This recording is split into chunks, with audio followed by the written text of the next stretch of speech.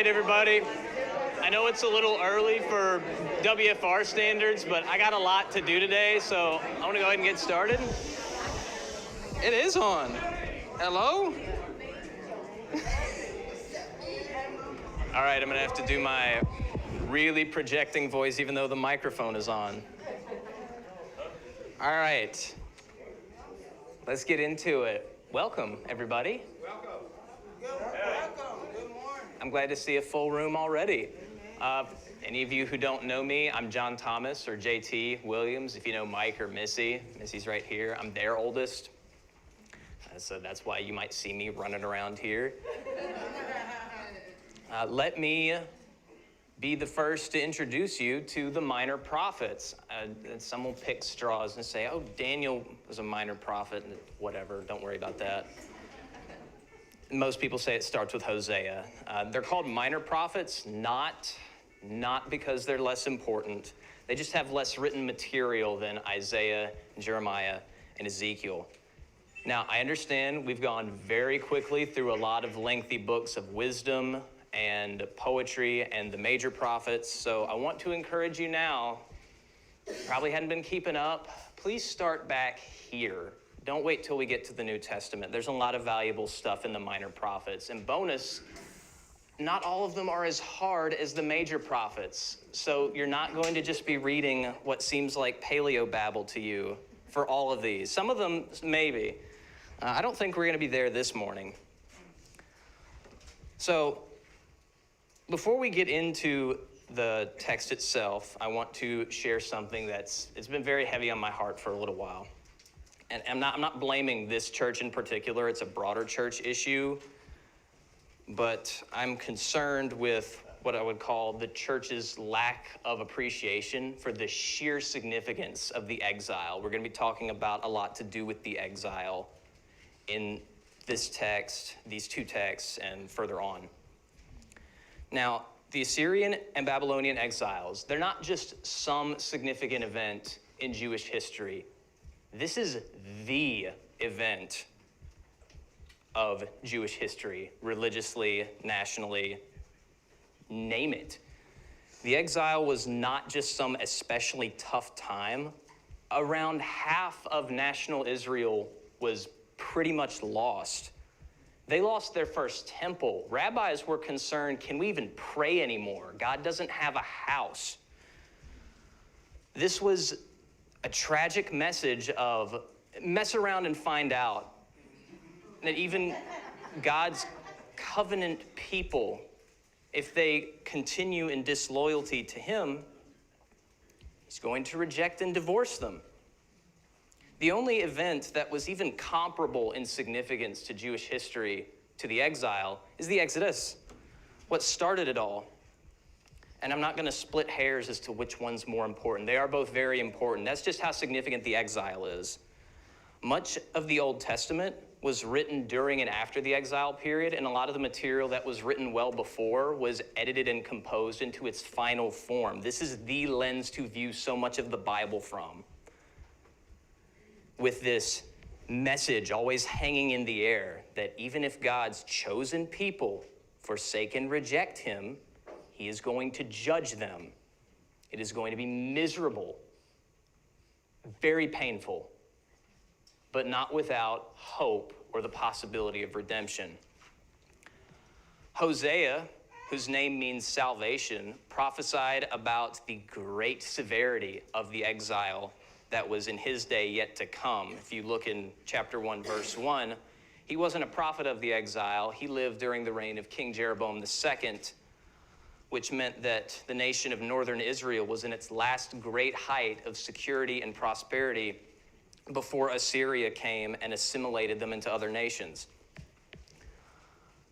God's message through Hosea was effectively, it's too late, you people won't stop, so you're not escaping what's about to come. You can imagine he wasn't taken very seriously in his day, and how ironic this must have been to the exiles after the fact. It turns out God was right. And before we get into Hosea itself, let me talk a little bit about its structure.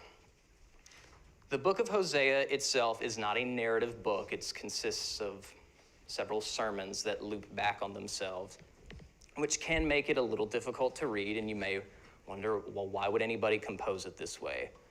I want to briefly talk about how this book was not inspired, and then talk about what the inspiration process was like. Like Ken brought up during Isaiah, inspiration did not look like Hosea waking up to eat his breakfast one day, and then he got zapped out of heaven, woke up out of a trance a few hours later, and he found a scroll on his table, and then he says, wow, I can't wait to read what I just wrote. Another thing that did not happen that a lot more people believe is that Hosea was not effectively disengaged. He didn't wake up to eat his breakfast one day, and then God came to him and said, I need you to pull out a scroll and write down exactly what I say. Repeat after me. The word of the Lord that came to Hosea, comma, you have to add the comma, son of Beri, comma. A lot of people think this is what inspiration looks like, but it's not. Now, sometimes God tells his writers, say this and write it down. And we know when that happens because it's demarcated with the words, thus says Yahweh. But inspiration on the whole is a cooperative process between God and human authors. The Bible is a divine and human book. You cannot take either of those parts away and understand it. The inspiration process looked like Hosea woke up to make his breakfast. He had a message on his heart from God. God placed him in a specific place, made him a specific way to want to speak in a certain way. God gave him a message. Hosea delivered it as he naturally would have. His brain was very much involved in the process, and God was pleased. Now, with this view in mind, did God speak for Hosea once and then stop? Probably not. This is a lifetime prophet, and like any good traveling teacher or comedian, not saying he was a comedian, but you need to reuse important material, which is why you read Hosea and you get to another chapter and says, I've read something like this before. Well, yeah, Hosea probably said these years apart. This book was compiled likely years after he had passed away by faithful Jews who recognized he spoke from God. But that's when you see loops, it's something like that as to why you see loops in Hosea. Here's what we're going to do. The first, really they split loops on chapters, but there's little loops and big loops. But the first really big loop, I would say, is chapters 1 through 3. Sets the stage fairly well because it's in the beginning. It also has the most narrative elements and is one of the easier ones to understand. We're going to dig deep into chapters 1 through 3, and then we cover highlights for the rest of the book, and I pick where because I'm in charge. You ready? Yes. Buckle up. We got a lot. Can God command you to marry somebody that you do not love or desire? It's more of a rhetorical question. I wish I had time to take responses. We know he can tell you to not marry somebody. Look at Jeremiah. I wish I had the wisdom to answer this question for you. This question itself I cannot answer. But if you're persuaded to say, yes, God could tell you that, after all, look at Hosea. He told Hosea to marry a prostitute. I would say please slow down because I don't think you're representing Hosea very fairly. It's like, believe whatever answer to the question you think is right. Just leave Hosea out of this. Now, let me read chapter 1, verses 2 and 3. When Yahweh first spoke through Hosea, Yahweh said to Hosea, go take for yourself a wife of harlotry and have children of harlotry. For the land commits great harlotry by forsaking Yahweh. So he went and took Gomer, daughter of Diblaim, and she conceived and bore him a son. Reason number one, you can't use Hosea as evidence for such a position. In isolation, sure, I would not want to be told, go marry a prostitute who is going to cheat on you. I wouldn't want any of you to be told that or the equivalent of that. But if you're going to necessarily put that on Hosea and his weird circumstances, you're reading intentions and feelings that aren't there. You may be right, but the text does not say. It does say that he chose his wife. There may have been a reason for that. Gomer, whose name means completion, is going to have 3 kids that serve as representatives for what God is about to do to Israel. First, Hosea and Gomer have a son named Jezreel. Jezreel means God sows. Why sow unless you're about to reap? Verses 4 and 5. And Yahweh said to him, name him Jezreel, for in a little while I will punish the house of Jehu for the blood of Jezreel, and I will put an end to the kingdom of the house of Israel. On that day I will break the bow of Israel in the valley of Jezreel. Then it says Gomer has 2 more kids. Hosea is left out of the description. I'm not sure if it's certain he was not the father or if he just didn't know. They just didn't know because the lifestyle that she was living. But she has 2 more kids. Next, a girl named Lo Ruhamah. Ruhamah means something like pity or mercy. That Lo is a negation, no pity. God has had enough of Israel's sins, not because they trust him and they're really trying their best and can't do it, but because they're actively rejecting him and just trying to please themselves. God's mercy is not our right. Say that again. Say that again. God's mercy is not our right. After Lo Ruhamah comes Lo Ami. Lo Ami means not my people. Verse 9. Yahweh said, name him Lo Ami, for you are not my people, and I am not your God. This is ancient Israelite divorce language.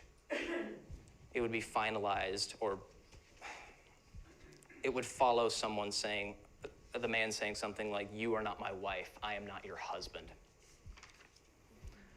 So Israel losing its special status with God was not some hypothetical, deep theological question that they only wrestled with whenever they were a little bit loopy from staying up talking too late. It was right in their face. They were divorced. But even though they were divorced, it's not as though God stopped loving or desiring his people. Let me read out the rest of the chapter. God just said, you're no longer my people. And then he says, yet the number of the people of Israel shall be like the sand of the sea that cannot be measured or numbered. In the place that it was said to them, you are not my people, it shall be said, children of the living God. Then the people of Judah and the people of Israel shall be gathered together, and they shall appoint for themselves one head, and they shall take possession of the land. For great shall be the day of Jezreel. Say to your brother, you are my people, and to your sister, mercy is shown. Reason number 2, you can say, we can use Hosea as evidence to say God can tell you to marry somebody who you don't love or want. That goes completely against the heart of God's desire and purpose in calling Hosea. It would be like God telling Hosea, Hosea, I'm about to judge Israel and divorce them because they have reviled and scorned me. I've had enough, but I love them. I love them dearly, and I want to redeem and save them. I need you to show them that. And so to show that the best way you can, I want you to marry a woman who kind of disgusts you in every way. She's only there to irritate you and make you wish you had better. And when she cheats on you, you don't care because you're otherwise completely detached from her. This is the opposite of God's point. And while this is indirect evidence, this suggests that Hosea loved this woman and was wounded by her faithlessness, just like God is by his people. We get into chapter 2, and it very much sounds like a husband who is wounded by his wife doing terrible things. Now, it's a good thing, we understand that this is a prophet, because if you just have it in the context of a husband grieving about his wife, no matter how justified he was or how terrible she was, a man should not say these things about his woman. But God can very much say this about a continuously faithless people. Chapter 2, verses 2 and 3, basically, if Israel keeps going, God is going to expose her. And spoiler alert. Verse 4, upon her children I will have no pity, because they are the children of harlotry. Where is it? Anything born off of and living off of your betrayal to God, he will destroy. Verse 5, their mother has played the harlot. She who has conceived these children behaved shamefully. She said, I will go after my lovers. They gave me my bread and my water, my wool and my flax, my oil and my drink. God's people thinking here that foreign gods, foreign nations, and her own might had given her her wealth and her treasure. So what's God's response? In verses 6 and 7, he says he's going to hem Israel up with thorns. It's going to hurt. And why is he going to do this? To protect her from herself and to keep her from pursuing whatever is not God, to wake her up to her needs. Chapter 2, verse 8, she did not know that it was I who gave her the grain and the wine and the oil, who lavished silver and gold upon her that she went and used for Baal. Who's Baal? We're going to go over that. We're going to go over a few mythic concepts so whenever it shows up, you have a better picture as to what biblical authors are talking about. First mythology review of the day. First of all, Baal is not a name. Baal is a title. It means something like Lord or Master. There were several Baals in the ancient Near East, several important Baals. But if you see Baal without a name or qualifier, it was probably a deity named Baal Hadad, who's the most important one. To the pagans, Baal Hadad was the guy. He was a warrior god who ruled over the weather and the underworld with power over fertility. He was said to drive storm clouds like chariots. His name meant thunder. The pagans believed that Baal saved the world and the gods by defeating the great sea god Yam and saving Lady Asherah, and eventually became the number 2 operational ruler over all the gods, second only to the Canaanite Most High God, who was named El. He was allegedly virile, responsible, generous, courageous, and reigned with integrity and fairness. Or that's what the people said. You could read some of his myths. They also describe him or portray him as being bloodthirsty, cowardly, and having vile sexual misconduct. So what are the 3 big problems with Baal Hadad?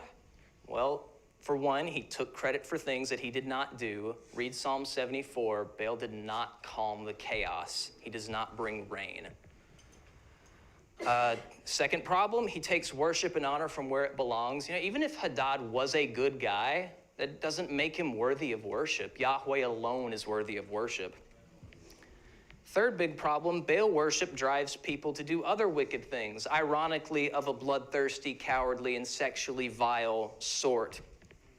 To take God's gifts that he gave you and offer them to this guy is not only the height of betrayal, it is the height of folly. You can blame their head and their heart. So continuing in chapter 2, verses 9 through 13, you get the desolation of the exile. God says, I will take back my grain and my wool and my flax. I will uncover her shame. No one shall be able to rescue her.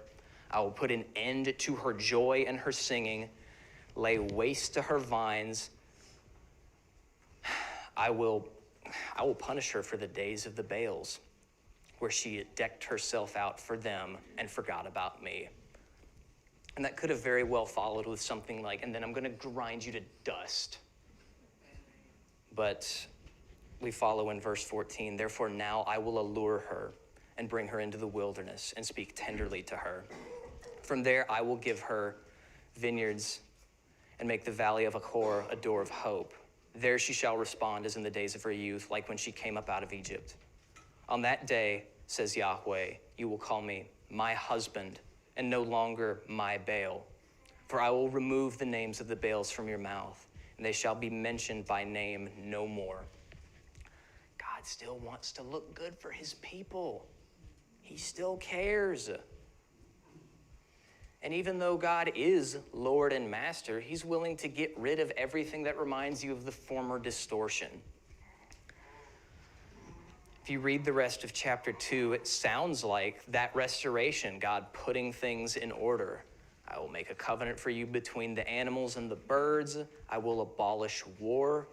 You will be my wife forever. The earth shall answer with grain and wine and oil. And you will say, you are my God. I will call you my people. Chapter 3 is pretty short, also fairly easy to understand. God goes and tells Hosea to buy his wife because she's gone and run off. He's to buy her and to keep her, but he's to keep her isolated.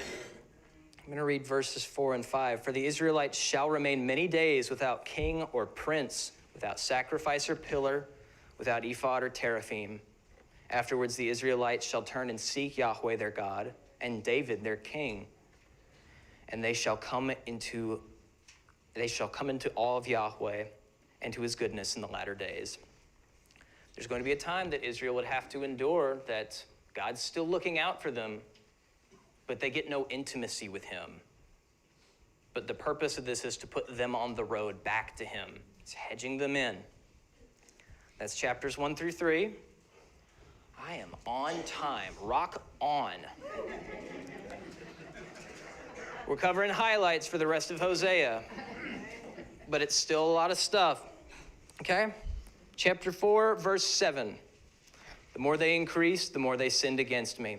They changed their glory into shame. Your growth and prosperity is not God's approval of you. That would have been something big they would have told themselves. A lot of minor deities that they believed in were petty, and they would do so much more for so much less. So a lot of them would have told themselves, we're fine with God. He hasn't devastated us yet. Ironically, the same people who were ignoring the warning of the exile. I'm not saying this to make fun of these people. We're not really that different. I just have to point it out where it is. Moving on, chapter 4, verses 12 and 13. My people consult a piece of wood. Their divining rod gives them oracles. For a spirit of adultery has led them astray. They've gone and played the harlot, forsaking their God. They sacrifice on the tops of mountains, making offerings upon the hills, under oak and poplar and terebinth, because their shade is good. I had a whole page on the review for this deity, but I had to cut some stuff. See me after class if you're curious. They were likely worshiping the aforementioned Lady Asherah. In short, they were performing ritual fornication to try to evoke her blessing. A number of them, it would have been, in their mind, just pagan worship. A number of them would have called it Yahweh worship and got really upset if he said, don't condemn me. I am loyal to Yahweh. I'm worshiping him by honoring, well, the deity that I'm giving to be his wife. Like God would be pleased with that. But that's what this would have been talking about.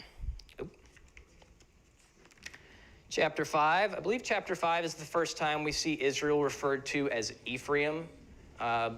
Ephraim was technically the individual who got Jacob's firstborn blessing. Joseph got it instead of Reuben, and then Jacob gave a special blessing to Ephraim, who was the younger of Joseph's sons. Ephraim was also a prominent tribe in northern Israel, so you'll see these names used interchangeably. In chapter 5, verses 13 and 14, we read, when Ephraim saw his sickness, Judah his wound, then Ephraim went to Assyria and sent to the great king. But he is not able to cure you or heal your wound. For I will be like a lion to Ephraim, like a young lion to the house of Judah. I myself will tear and go away. I shall carry them off. No one will be there to rescue them. Pardon me. Let's talk about dragons. Now, I'm not talking about big lizards with wings who breathe fire and have all the colors on their scales under the rainbow. In very ancient mythology, including the ancient Near East, a dragon is a concept of a very powerful creature that lives in a dangerous or chaotic place and is just very ferocious. If they have a job, it's probably guarding something precious like treasure or a throne, or they don't have a job and they're just wild and destructive. They lay devastation where they go. In the ancient Near East, there are 4 broad categories of dragons. They're based off of real-life dangerous animals: snakes, crocodiles, scary sea creatures, they don't even know what all, and lions. Lions are not always depicted as noble protectors. Imagine shepherding sheep and seeing a starving lion stroll up to you, or worse, a pack of healthy lions. It might as well be a big flying lizard. You're pretty hopeless. This is Yahweh to his people in rebellion, in case the severity of the exile hasn't been beaten into your head already. Moving on to chapter 6, verses 1 and 2. Come, let us return to Yahweh. For it is he who has torn us, but he will heal us. He has struck us down, and he will bind us up. After 2 days, he will revive us. On the 3rd day, he will raise us up, that we may live before him. No comment, just putting that in your brain box. If you've heard a memory verse out of Hosea before, it's probably chapter 6, verse 6. For I desire steadfast love and not sacrifice, the knowledge of God rather than burnt offerings. I mean, in isolation, this is a fair passage on its own, but with what we've already seen from Hosea, them worshiping these other deities, even if your worship was acceptable, whether it was somehow okay to worship these deities, and it's not, or if you forsook them and worshiped the Orthodox way as described in the law, it wouldn't be enough. My problem is with your character, not with how you perform. If your character's right, the worship will sort itself out. Moving on to chapter 7, verse 8. This is an image it was too interesting for me to ignore. Ephraim mixes himself with the peoples. Ephraim is a cake unturned. You know, like a loaf of bread that didn't get turned around in the oven. I ain't talking about special sauce. We're talking about bread. Nobody wants to eat bread that didn't get turned around. One side is burnt. It's rock hard, tastes terrible, offers no nourishment. It's literal disgusting cancer. The other side is mush, not really suitable to eat either, and it will spill out and make a mess when you take it out of the oven. This is God's people in rebellion, everybody. Like a cake unturned. I don't know what this is like. Moving on. Chapter 8. I'm not going to derail into the whole New Testament's law or ruling on submitting to the authorities, and I'm not here to deny it or subvert it. I want to say that government is God's invention and his tool to judge criminals. That does not mean that every ruler or regime that gets into power got there expressly because God wanted it. Otherwise, Hosea chapter 8, verse 4 makes no sense. As it says, they, Israel, set up kings, but not through me. They set up princes, but without my advice. Another one to just put in your brain box.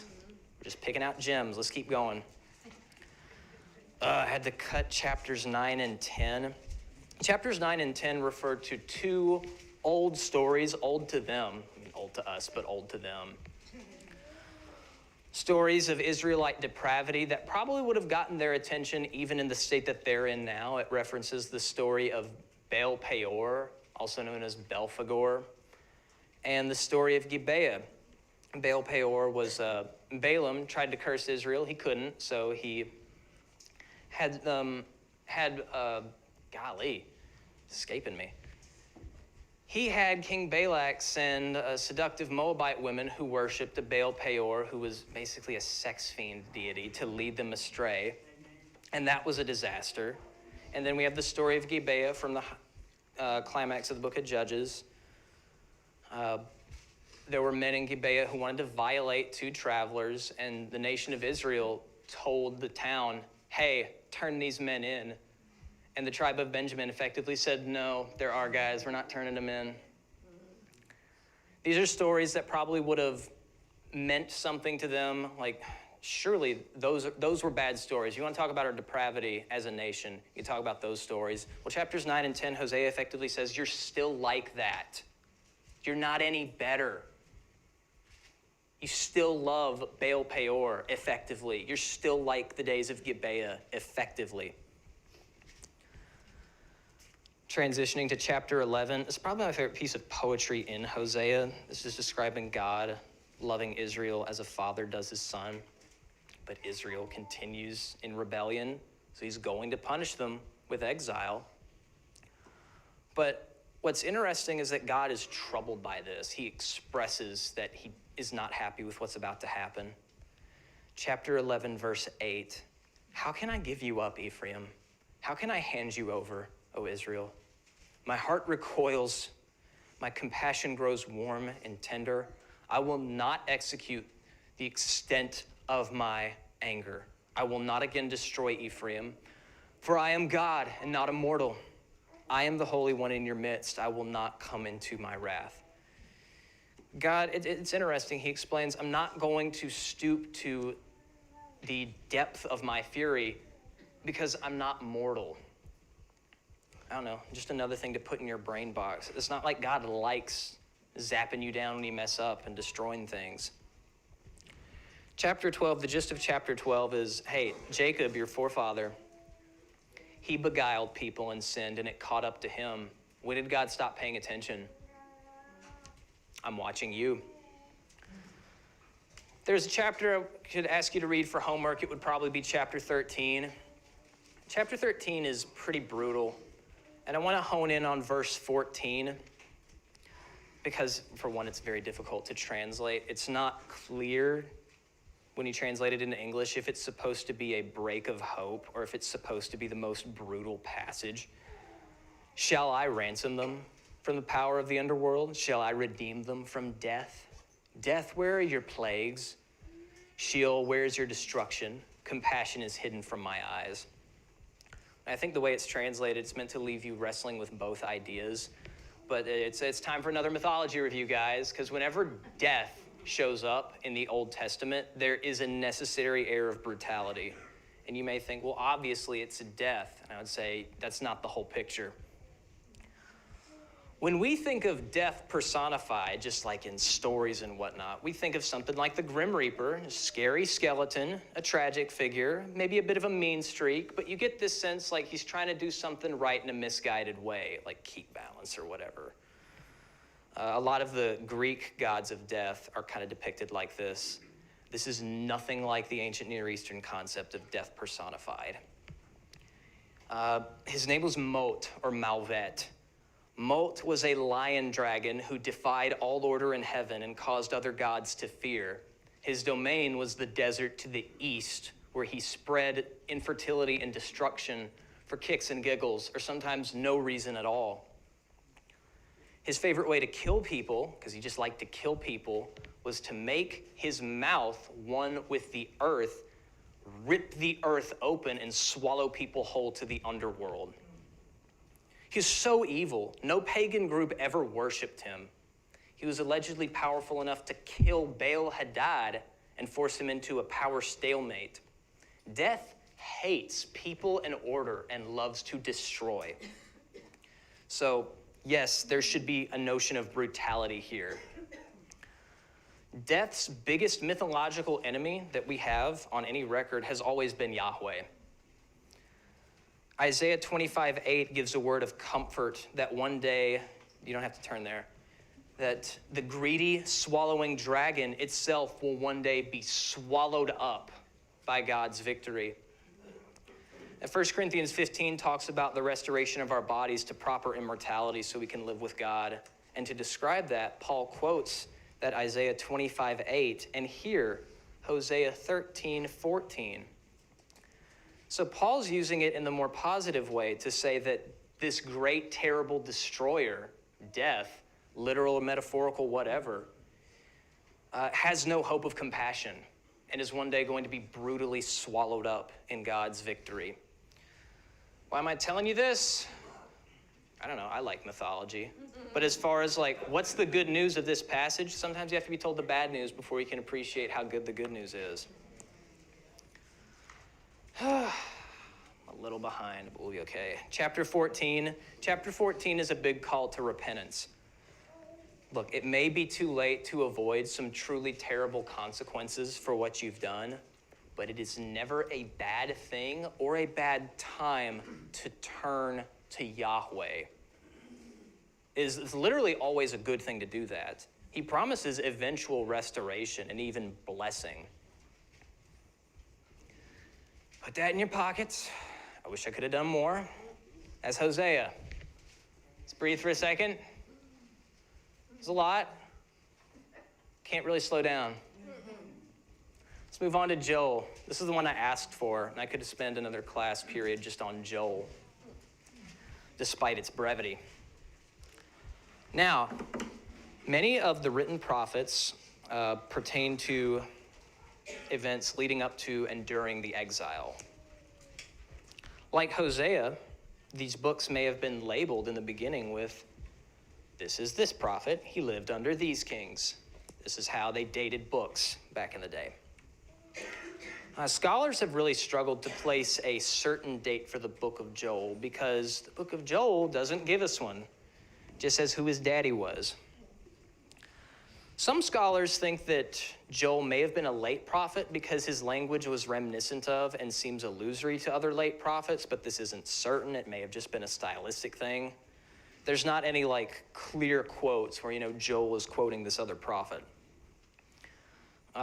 Some scholars, I guess you saw these other charts, they like to place Joel as an early prophet, pre-exile to Israel. Point is, we don't know. It hypothetically could have been written anywhere from 900 to 300 BC. Probably not that late. That's just the range that they give. Difficult still when trying to date it, the main thing that it talks about is a locust swarm, which locust swarms, like weather phenomena, they just happen. You remember the hurricane? Oh yeah, that narrows it down, doesn't it?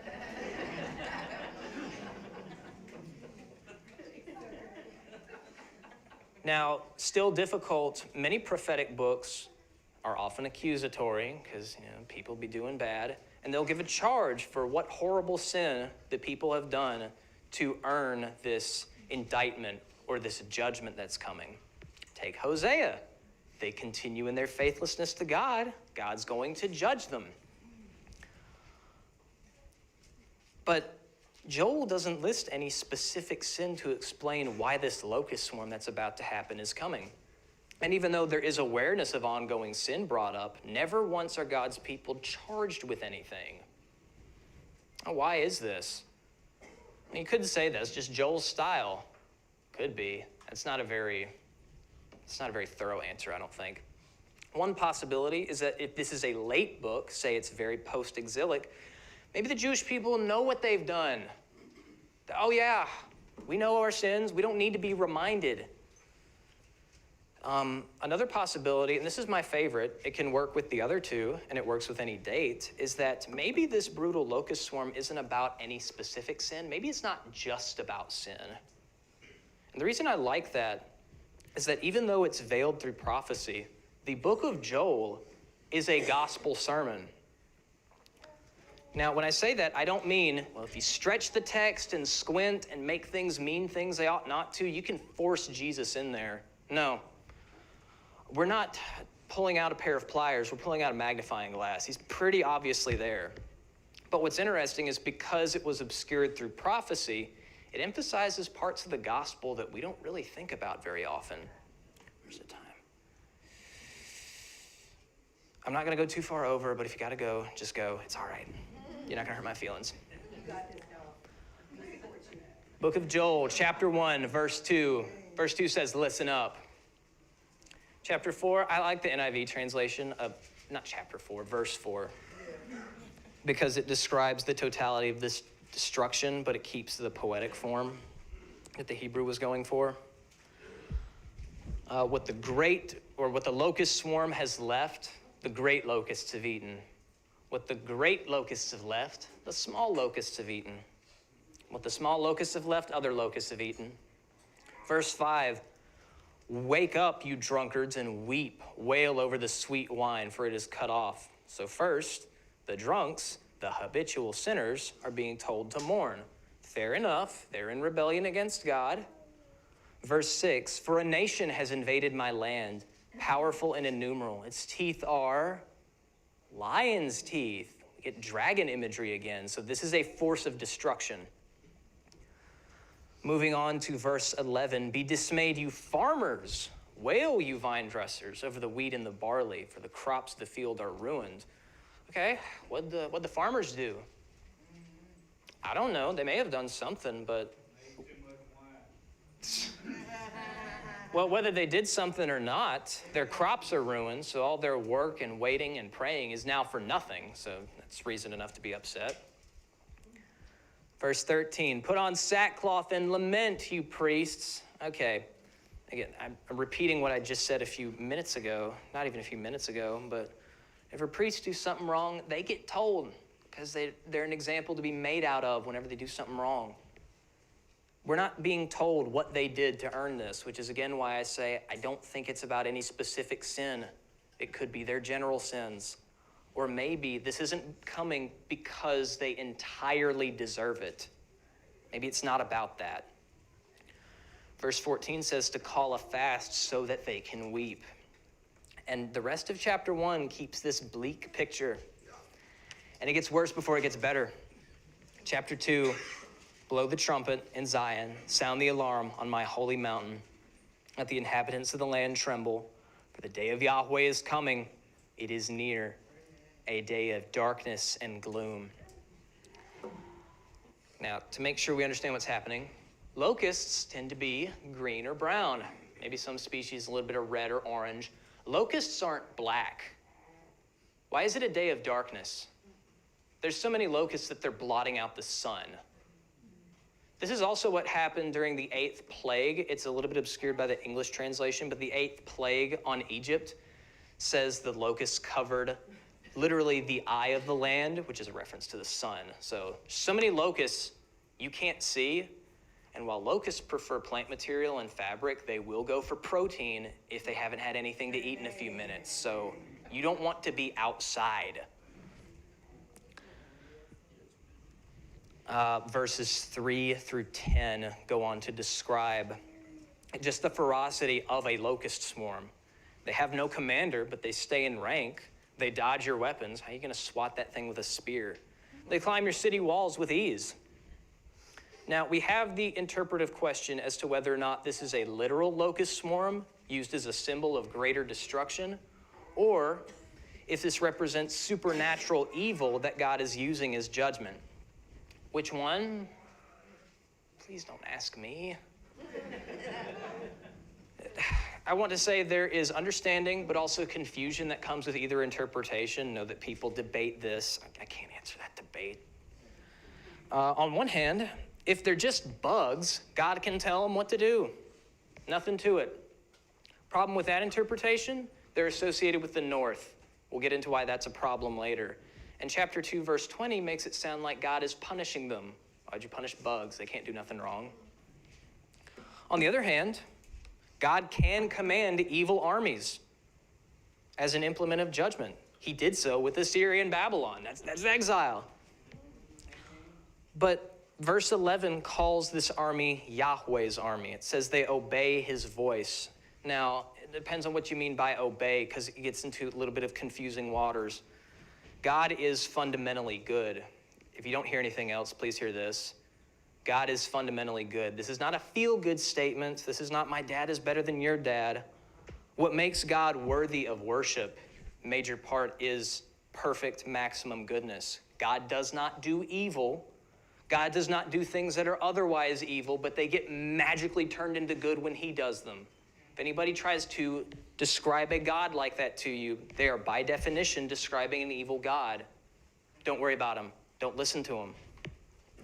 Yet while God can command evil people and use them, evil, by definition, doesn't do good and doesn't obey God.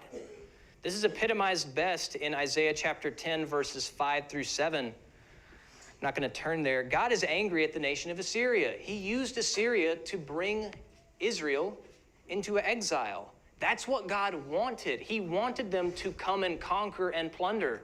He says that's not what Assyria wanted. They wanted to go on and ravage and completely destroy Israel. That's not what God wanted. So he's angry at them and going to judge them. So, again, two possibilities. I don't know which one to give you, but in either image, you get God's full judgment, and you can't stop it. So what do? Chapter 2, verse 12, yet now, even now, says Yahweh, return to me with all your heart, with fasting and weeping. Rend your hearts, not your clothes. Return to Yahweh your God, for he is gracious and merciful.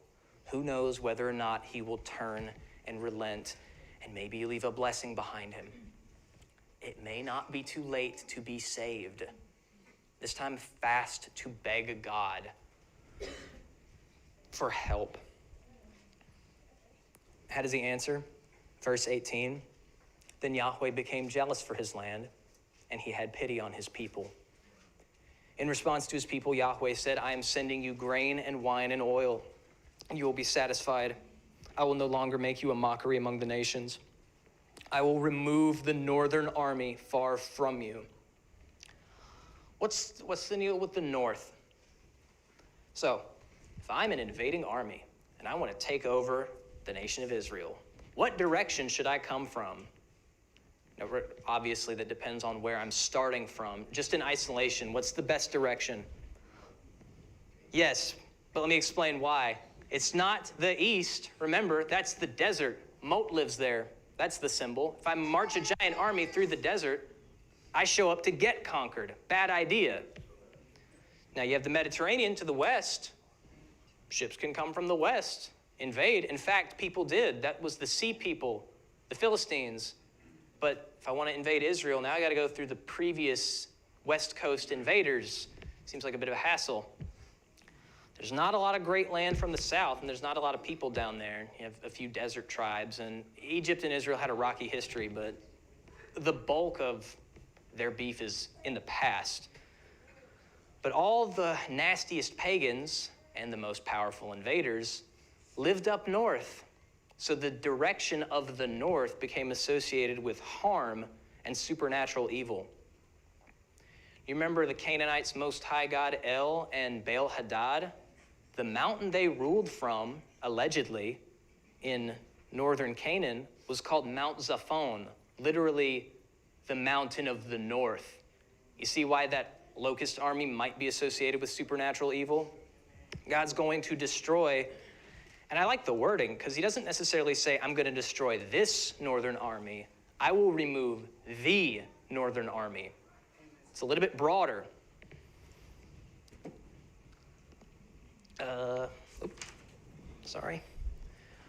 Chapter 2, verse 25 is probably one of my favorite verses in the whole Bible. I'm a little wounded. We're all a little wounded. This is one of the verses that still gives me hope. I will repay you for the years the locust swarm has eaten. Skip along. You shall eat in plenty and be satisfied, and praise the name of Yahweh your God. My people will never be put to shame again. You will know that I am in the midst of Israel, and that I, Yahweh, am your God, and there is no other. What happens next is a passage you may have read before in the book of Acts. Peter quotes Joel chapter 2, verses 28 to, 32, which is, I will pour out my spirit on all flesh. My people shall prophesy. I will show signs in the heavens, and everyone who calls on the name of Yahweh will be saved. And then Peter goes on to preach the first gospel sermon, which is interesting that this is not an obscure reference. Peter's using Joel as his justification for what he's about to explain. So in that sense, we're almost done, come on. So that means Peter is saying everything that happened in the book of Joel that we talked about now has in some sense already happened. So folks, when was Yahweh becoming jealous for his land, driving the northern army out, sending blessings, and at least putting the down payment for the years the locusts have eaten? When was that? What was that? It's the most obvious church answer in the world. Kurt? I needed you, man. Wow,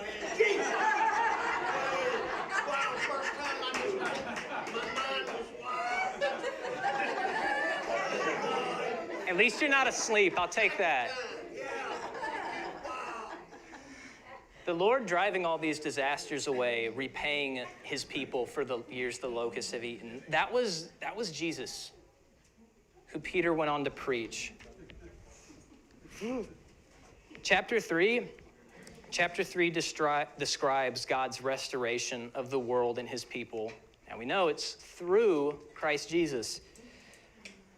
Chapter 3, verse 2 says he's going to gather all nations for judgment along with scattered Judah.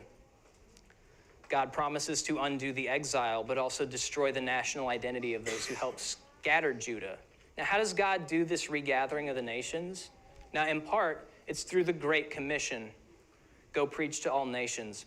Now, the Great Commission is significant not only because it undoes what happened in Genesis 11, where God scattered humanity into nations and said, I'm not associating with any of these nations, because God calls all nations to come back to him. But the Great Commission also is the ultimate undoing of the exile.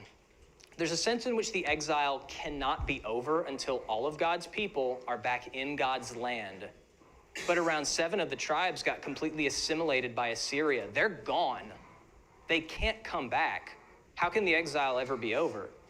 Well, if God's people are to preach to all nations, that includes the nations which those lost tribes were lost into. So they get back into God's territory. Verses 9 and 10, when it is time for God to judge the nations, he's going to give them every conceivable chance he can. There's 2 parts to this. There's probably more, but 2 big parts. One part is that he's very merciful. He doesn't want to punish people. But 2, when it's all over, there ain't going to be no excuses left. They show up for war. He shows up with a backhand. Verse 16 describes God being a shelter for his people when he upends all cosmic evil. When things are going terribly, where do you go? The Lord is a refuge for his people. And the rest of Joel describes that restoration again when all things are made new. The mountains shall drip with sweet wine. The hills shall flow with milk. Stream beds shall flow with water. Egypt, what it represents, shall become a desolation. Edom a desolate wilderness because of the violence they had done to the people of Judah. But Judah shall remain inhabited forever, and Jerusalem to all generations. I will avenge their blood and not clear the guilty, for Yahweh dwells in Zion. It's going to be better one day. It may not seem like it's worth it now, but just wait. Now do me a favor, go out there and help undo what happened at Babel and go undo the exile.